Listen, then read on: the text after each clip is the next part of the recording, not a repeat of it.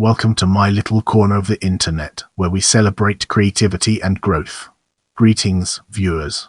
Get ready to immerse yourself in the world of Bye Birdie 1963 film in this video. Bye Birdie is a 1963 American musical romantic comedy film directed by George Sidney from a screenplay by Irving Brecher, based on Michael Stewart's book of the 1960 musical of the same name. It also features songs by composer Charles Strouse and lyricist Lee Adams, and a score by Johnny Green.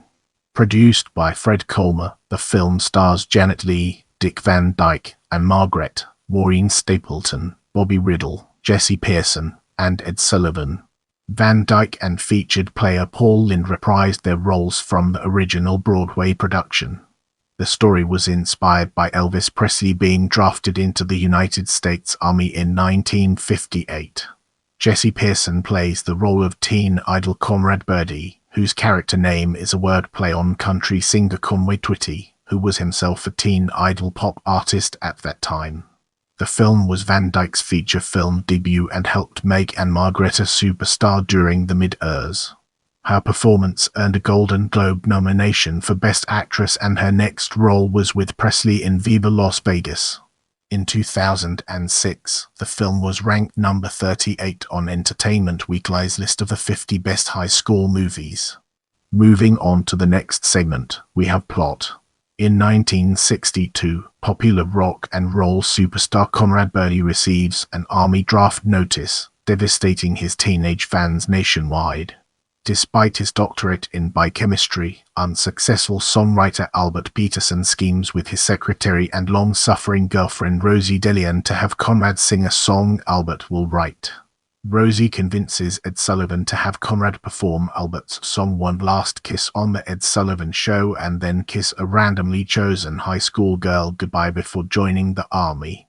After this succeeds, Albert will feel free to marry Rosie, despite his widowed, meddlesome mother May's long history of interfering with her son's life.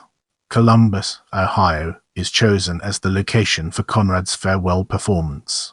The random lucky girl chosen, Kim McAfee, is thrilled, unlike her high school sweetheart, Hugo Peabody.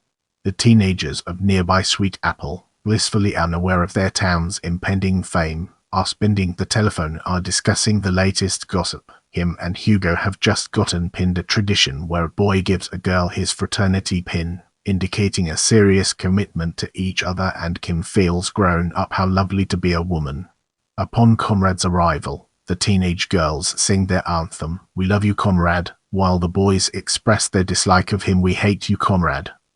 Sweet Apple becomes very popular, but some local adults are unhappy with the sudden celebrity, especially after Conrad's song Honestly Sincere and his hip-thrusting moves cause every woman, including the mayor's wife, to faint. Pressured by the town's leading citizens, Kim's father Harry declines to allow her to kiss Conrad on television, until Albert placates him by promising that his whole family will be on Sullivan's TV show him for a Sunday evening. Albert reveals to Harry that he is actually a biochemist who has developed a miracle supplement for domestic animals that will make a hen lay 3 eggs a day. They test it on the family's pet tortoise, which speeds out the door. Harry, a fertilizer salesman, sees a great future for himself marketing this pill with Albert.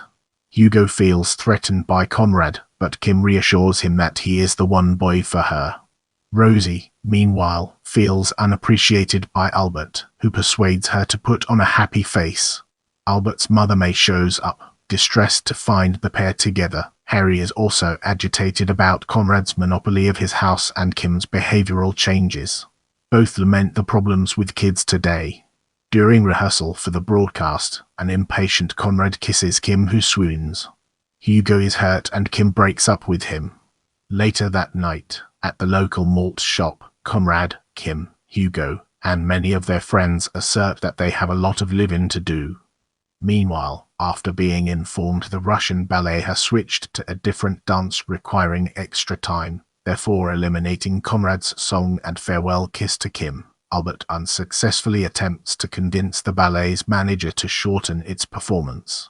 Afterwards, he dejectedly decides to drown his sorrows at Maud's Madcap Cafe, a local bar. Surprisingly, He finds May there, playing canasta with the owner Mr. Maud, also a widower. Rosie, fed up with Albert and his mother, also goes to the cafe for a night to remember. After ordering 3 drinks but only gulping down one, Rosie goes into another room where the Shriners' convention is taking place. She starts dancing and flirting with the Men Sultan's ballet, but when the scene becomes too wild, Albert rescues her from the crazed Shriners. The next day, Rosie formulates how to get back Conrad's spot on the Ed Sullivan show that evening. She slips one of Albert's pills into the orchestra conductor's milk, which speeds up the ballet, amusing the audience, offending the Russians, and placing Conrad back on the show to sing one last kiss. However, just as Conrad is about to kiss Kim, Hugo runs on stage and punches Conrad, knocking him out on the live telecast, which shocks Albert and Rosie. Kim and Hugo reunite. Albert is free to marry now. Rosie and his mother agrees, revealing her own marriage to Mr. Maud. All 3 couples live happily ever after. Kim, now wiser, bids Conrad a fond goodbye in Bye Birdie reprise. Let's now zoom in on cast and uncover the hidden gems that lie within. In addition, in uncredited cameo appearances as themselves, are 2 CBS personalities, former ABC News anchor turned CBS game show host John Daly, doing a live news report from in front of the United States Capitol, and the Ed Sullivan Show orchestra leader Ray Bloch, reprising that role.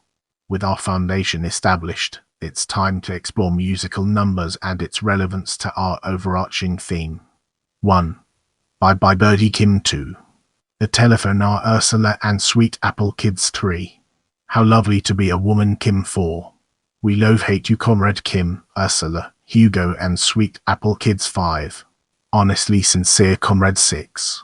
Him for a Sunday Evening Harry, Doris, Kim and Randolph 7. One Boy Kim, Hugo and Rosie 8. Put on a Happy Face Albert and Rosie 9. Kids Harry, May, Albert and Randolph 10. One Last Kiss Gym Rehearsal Conrad 11. A Lot of Living to Do Conrad, Kim, Hugo and Sweet Apple Kids 12. Shriners Ballet Rosie Non-Vocal Dance No. 13. One Last Kiss Conrad 14. Rosie Albert, Rosie, Kim and Hugo 15. Bye Birdie reprise Kim. The time has come to unravel the secrets behind production and gain a deeper understanding. According to Ann-Margret, she was cast when director George Sidney saw her dancing while on a date at the Sands Casino on New Year's Eve 1961. Sidney was so smitten with the rising new star that Janet Leigh was very upset that all the close-ups were going to Ann-Margret, as Leigh herself was the lead star of the film. Sidney says originally he was only going to produce and Gar Champion would direct, but Champion told Sidney he could not see it as a film, so Sidney stepped in. That was a great deal of fun, said Sidney. It was a young people's picture, with a lot of bright, gay noisy cast members yelling and screaming. Ann-Margret was paid $3,500 a week and earned $85,000 in all. Get ready to immerse yourself in the world of reception as we examine its impact and relevance. Bye Birdie grossed $233,825 in its opening week at Radio City Music Hall in New York, a house record at that time. It was the 8th highest-grossing film of 1963, grossing $13.10 million domestically, of which distributor Columbia Pictures received $6.20 million in rentals. Moving forward, we'll be taking a closer look at contemporary reviews. Wanda Hale of the New York Daily News gave the comedy a full 4-star rating and said it bubbles over with the vitality of youth and the fun of farce as it creates a teenage furor over a hit-twisting, leering rock and roll male singer. Philip Kelvin, Scheuer of the Los Angeles Times, said it should repeat the success it scored on the stage and is in the smash class with West Side Story and The Music Man. A user of the May Tyne pseudonym in the Chicago Tribune said the music is pleasant, the dances are sprightly, and it's all amiable, light entertainment. Ken Barnard of the Detroit Free Press stated that it offers an attractive and tuneful means of saying bye to the summer doldrums for a couple of hours. Margot Miller of the Boston Globe called the film fantasy as Hollywood can best serve up, slick and funny. Harold Whitehead of the Montreal Gazette said it was a quite handsome film with not too many drawbacks, but noted that Ann-Margret is much too frenetic for our taste. When she calms down a little, she will probably be really something for the musical screen. Michael P. Feiner of the Montreal Star called it a gay musical, sometimes farcical, sometimes mildly satirical, sometimes merely entertaining, but most of the time fun to watch. A critic for the Buffalo Evening News called it a hilarious song and dance show that exaggerates youth's exuberance and carries its infectious exhilaration to the audience. Jay Carmody of the Evening Star in Washington said that the picture, glowing with color and crazy camera tricks, flatters its natural audience no end.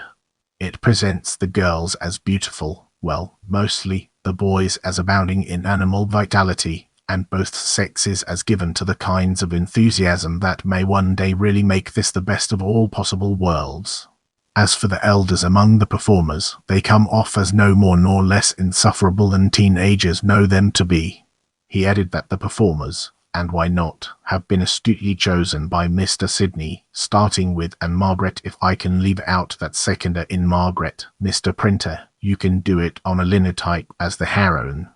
She's just fine, and so are Janet Leigh and Dick Van Dyke, he of the original cast, as the managers of Conrad Birdie's ado party. Conrad himself is played by Jesse Pearson, a mad broth of a subhuman boy in a spaceman costume which he wears with all the non-worldly distinction anyone could ask. The film received generally mixed to positive reviews in the state of Ohio itself. Brainerd Platt of the Dayton Journal-Herald said it was an excellent follow-up to the hit stage play of the same name and a real fun show for the whole family. E.B. Ratcliffe of the Cincinnati Enquirer said the film should be on your list of planned holiday fun and called it a good farce. Dale Stevens of the Cincinnati Post criticized the film for lacking the satirical edge of the musical, but said this is unquestionably among the smash films of the year and should be the teenage sensation of the century. W. Ward Marsh of the Cleveland Plain Dealer wrote that on occasion there is too much dredged up to stimulate laughter, but for the most part the film is eminently successful. Since we've not had a big screen musical for some time, Bye Birdie should keep the Allens audience and big ones touring. Tony Mastrioni of the Cleveland Press called it another example of Hollywood taking a fair stage show, giving it the full treatment, and making something extra special out of it. A more mixed review of the film was offered by David Cobb of the Toronto Daily Star, who liked Ann-Margret's and Leigh's performances, its humor and the musical numbers. As for everything else, he said it is professionally, smoothly accomplished, very engaging or dramatically interesting. Richard Roud of The Guardian said, I wonder if anyone will remember any scenes from Bye Birdie Odeon, Marble Arch in 20 years. I doubt it. Birdie is no on the town, no singing in the rain, no funny face. But in a year as barren of American musicals as 1963 and 1962 for that matter, it looks pretty good and it makes quite a pleasant evening out. Bosley Crowther of the New York Times praised several of the musical numbers but wrote that unfortunately, Mr. Sidney and his scriptwriter, Irving Brecher, have allowed the essence of this spirited musical comedy of Michael Stewart to get away from them. Not only do they lose Conrad Birdie in the mazes of their rearranged plot, but they lose the essential idea of satire and the pace and sparkle of the show. Les Wedman of the Vancouver Sun was more negative in his remarks, saying that the musical as served up in the movie version is a bit of a turkey, well dressed but flavored with chestnuts and overdone to the point where it fell apart to reveal a pretty flimsy skeleton. Dixon Terry of the Street Louis Post-Dispatch said it starts out to be a hilarious satire on the Elvis-type rock and roll singers and their swooning teen-age audiences, but somewhere along the way it loses its bearings and turns into just another musical. Stanley Eichelbaum of the San Francisco Examiner wrote that producer Fred Kohlmar has clumsily transformed Bye Birdie from a clever musical satire on American teenagers into a comic strip movie for adolescents. It's true that certain vestiges of the stage work's devastating humor and vitality have crept into the film at the Fox Warfield and Mission Drive-In. But on the whole, Director George Sidney and screenwriter Irving Brecher have bludgeoned the original into semi-consciousness. Happily, no one tried too hard to spoil the bouncy score by Charles Strouse and Lee Adams. The musical numbers are the best part of the film, and Honor White's choreography, which brightens most of the songs, is fresh and attractively original. And since the cast is generally young and eager, with Ann-Margret doing a surprisingly competent job as a nimble Ohio 15-year-old, movie isn't exactly a total loss. But what it misses most is Guy Champion's sleek, galvanic direction, which kept the stage musical moving like a fine Swiss watch. James O'Neill, Jr. of the Washington Daily News wrote that 2 hours is simply 2 hours too long to tell a tired joke, but this is the length of Bye Bye Birdie at the Translux, and I was not transported by it. On the other hand, the children in the audience, who understand the attraction of rock and roll singers, and seek an idol in every guitar-playing yokel they can find, seemed to love Birdie, and yelled and hollered and screamed as though he were real. The film, as the stage musical before it, actually is supposed to be a biting comment on the musical taste of our adored teenagers, and goes to some length to explain that most of their idols are ghastly tramps with little ability. They appeal largely to the post-puberty set for reasons better explained by a psychologist than a movie reviewer. As we progress, let's zoom in on 21st century reviews and examine its role in shaping our overall narrative. According to Filming, Ann-Margret stole the show. Let's now turn our attention to in popular culture and uncover the fascinating insights it brings to the table. In 1964, the Carefrees made a novelty record with a song called We Love You Beatles, based on the song We Love You Comrade from Bye Bye Birdie. Released on the London International label, the song peaked at No. 39 on the Billboard Hot 100. At the base of the Plaza Hotel in New York City, where the Beatles were staying for their first appearance on the Ed Sullivan Show, scores of Beatles fans sang the song out so their voices would reach the band in their rooms up above. In an episode of the television series Mad Men Season 3, Episode 2, the opening sequence of Bye Bye Birdie is shown twice, and later Peggy Olson sings the tune to herself in front of a mirror in an attempt to emulate Ann-Margret's appeal as somebody who can be 25 and act 14, although Ann-Margret was, in fact, 21 at the time of filming, playing 16. Later, in Episode 4, Salvatore Romano directs a knockoff parody of the sequence for a commercial for Pepsi's new diet drink, Patio. One Last Kiss was featured on an actual episode of The Ed Sullivan Show from January 1967, featuring Gary Lewis and the Playboys. It was one of Lewis' last performances before going into the U.S. Army, so Sullivan chose a girl from the audience to come up to the stage. Lewis sang One Last Kiss to her and received that one last kiss. In Bye Bye Boyfriend, a two-of-a-kind book, the White Oak Academy puts on a school play based on Bye Bye Birdie. Ed Sullivan is mentioned many times, and Mary-Kate wins the part of Kim, even though she auditioned for Rosie. In the book, the characters and the soundtrack of the movie, as well as some of its songs, are mentioned. In Wild Bart's Can't Be Broken, an episode of the TV series The Simpsons, the kids, adults and seniors of Springfield perform a musical parody of the song Kids from Bye Bye Birdie. In the popular television series Friends Season 1, Episode 18, during a charade-like game, Monica draws a pictorial representation of the film Bye Bye Birdie for the remainder of the group to identify. However, nobody can. The 1995 Oasis album What's the Story Morning Glory derives its title from a line in the song The Telephone Hour, with the album's title being referenced in the band's single Morning Glory. The animated show Home Movies references this play along with Grease in the episode Bye Bye Greasy, in which the characters put on a play with similar themes. Family Guy references two of the show's signature songs, The Telephone Hour in reference to Peter being diagnosed as mentally disabled in the season 4 episode Petted, and Honestly Sincere performed by Seth MacFarlane, voicing President Barack Obama in the season 9 episode New Kidney in Town. Sonic Boom, a television series, parodied the song The Telephone Hour in the season 2 episode Mr. Eggman. The parody song consisted of the villagers, including Sonic the Hedgehog and friends, spreading the word that Dr. Eggman never truly earned his doctorate. The song also made reference to the fact that it itself was a parody, breaking the fourth wall. Kids was the musical number at the end of the Punch and Judy Affair Season 7, Episode 8 of Are You Being Served? A Lot of Living to Do is sung in the film Year of the Comet. Put on a Happy Face was made into a TV commercial jingle in the ERS for Windex glass cleaner. Put on a Windex shine. Don't forget to check out my other videos for more valuable content.